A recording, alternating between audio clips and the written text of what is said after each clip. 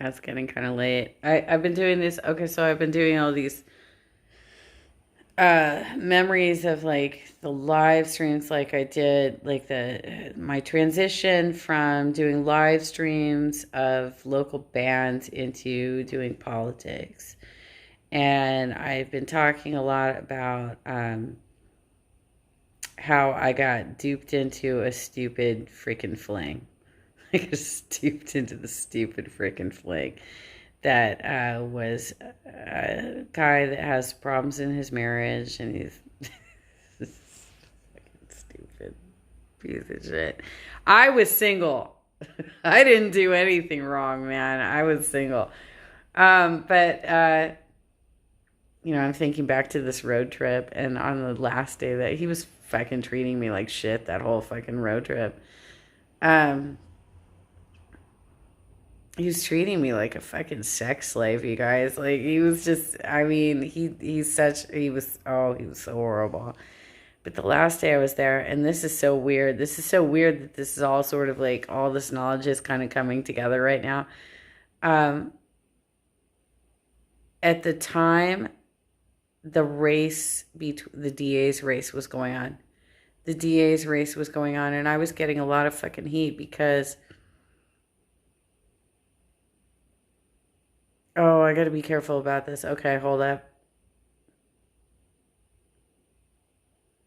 Okay, so the DA's race was going on. I was getting a lot of flack because I was telling Democrats not to weigh in. That it's a Republican on Republican race. It's not a good idea to back Todd Spitzer. And there was some Democrats who were backing Todd Spitzer at the time. I try to be careful about like how I discuss this. But I mean, it's kind of like public knowledge anyway. But at the same, I mean, so okay, so one of the reasons Damon won't talk to me anymore is because he actually like of what his like day job is, right? One of the reasons he won't talk to me anymore is because of his day job. At the time, he was communicating to me about that race, about that particular race. He was communicating. He was just like giving me some contact information and stuff. It wasn't like a big deal. But I'm just having these memories of this. Like I was in Florida. It was a very mixed bag road trip of being treated pretty horribly on that road trip. And on the last day, we were at a rally for Andrew Gillum that was headlined. The keynote speaker was Joe Biden. This was 2018, long before he announced he was going to run for president, you guys. I was not there long enough to actually see Joe Biden because he was running late. He was running late. But I was there supporting the candidate that we were working for, the congressional candidate, Jess Selma. He was running for Congress. He didn't win, but he did move the needle in his district. He got more Democratic votes out in his district than had been previous. This is like a district near Jacksonville. And he did really well. And I was a part of that. I was his social media director, essentially, the social media manager for his platforms. I did his Instagram, I did his Twitter, I did his Facebook, and I wrote his press releases. Um, so we were there as part of the coordinated campaign. Jess Selmont, Andrew Gillum, some other local candidates, and Joe Biden was going to headline this event. But I couldn't, I had to get to the airport. I had to fly back home. And I remember getting a text from Damon while I was at that event. And I'm reading this text. It's about the DA's race. It's, some information about the DA's race. And in Orange County, the Orange County DA's race. And Don, who had been treating me like shit the entire trip, who had been treating me basically like a sex slave the entire fucking trip.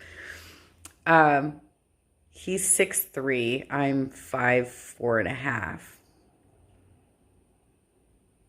Let me finish this thought and then I'll read your comment, Natalie. um, I'm reading my text, and because he was so much taller than me, he stood up right behind me. I couldn't I finally felt his presence, but I didn't realize he was doing this. He was literally reading my texts over my shoulder while I was reading texts from Damon. I looked up and there's this looming giant standing over me reading my phone behind me. Okay, let me read a question. Do politicians ever do their own social media? Just curious. Sorry for interrupting. Okay, Natalie, it depends. It depends on their budget. Depends on their budget. If they can, it really depends on fundraising. Like that's probably the key position to any campaign is you have to hire people who are really good at fundraising, because that fuels the entire campaign, right? So, if you have good fundraisers, if you can fund your campaign, then yes, you definitely want to hire people who do your social media and do your messaging. Because most candidates, they have a basic idea of what they have, like a concept of this is what they want to accomplish, but they need people to help them articulate that vision, especially people who can summarize. Like one of the things, okay, this as a proposal writer, I know this really well. One of the things that's very challenging for people when you communicate is summarizing your ideas into the exact right size messaging, right? So you have to decide what's going to be a video versus what's going to be a tweet versus what's going to be a Facebook post.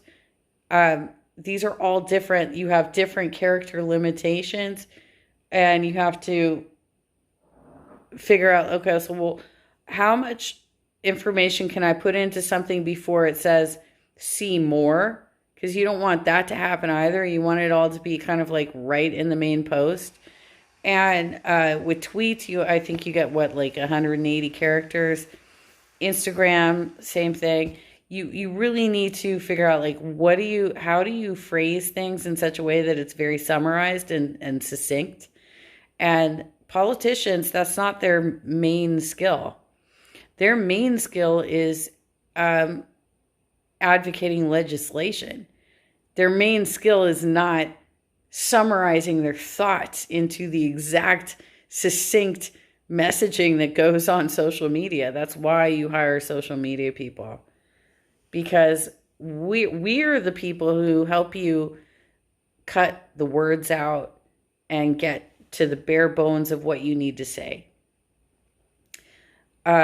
so that it fits in the exact size that it needs to be, so that it works on social media. That's what our skill is.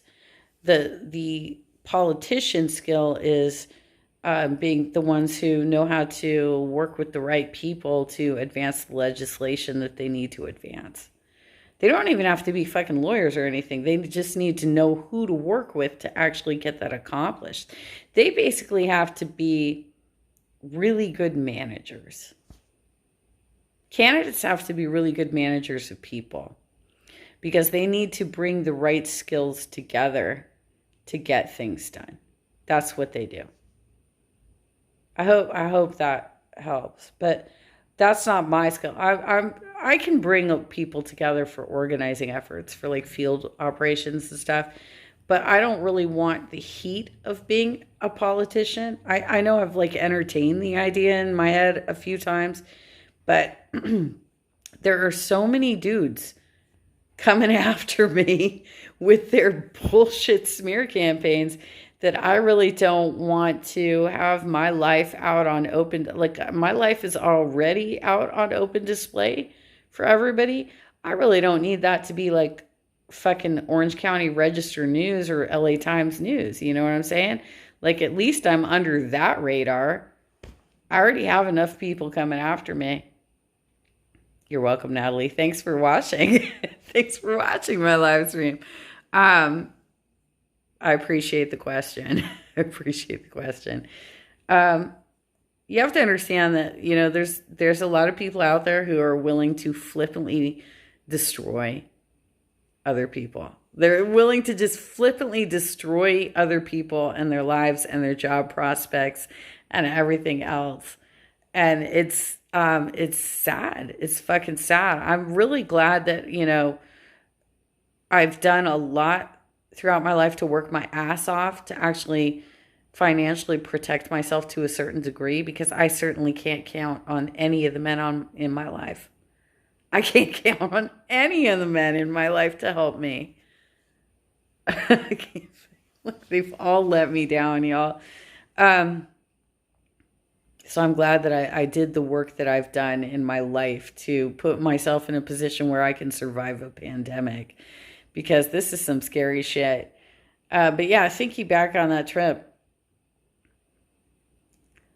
I remember that moment. I remember that moment of having him standing over me, actually reading my phone while I was reading a text message from Damon about the DA's race, and just thinking, really? Like, first of all, you're acting like I don't matter. You're acting like I'm just a freaking tool, just like a sex tool for you. And now you're standing over my shoulder and reading my text messages like what is that, some jealousy thing? Like, well, why? Why are you reading my text messages over my shoulder? I totally remember that moment because it was right before he drove me to the airport to drop me off. And I remember reading the text from Damon about the DA's race and looking up and seeing him looming over me. And it was so weird and dominating, and just, things come back to you. Things come back to you. Because a lot of us block things out as in the moment or whatever, but then we remember them later, and it's like, I still have that text. Actually, I still have the text, but I'm not going to share it with you because that was all low key. I mean, it was years ago, so I don't think it really matters much now.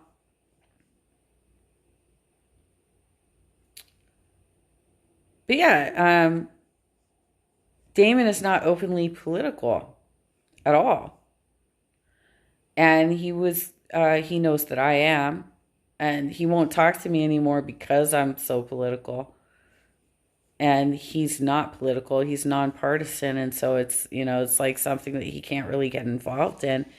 And I'm sad that he doesn't communicate with me anymore because I always considered him a friend. But I remember that moment of getting a text and being like, oh, cool, Damon's got some info for me. And having Dawn fucking looming over my shoulder, reading the text because he was jealous that I had that friendship. And here we are 3 years later, and dude is still gaslighting me. It's still gaslighting me.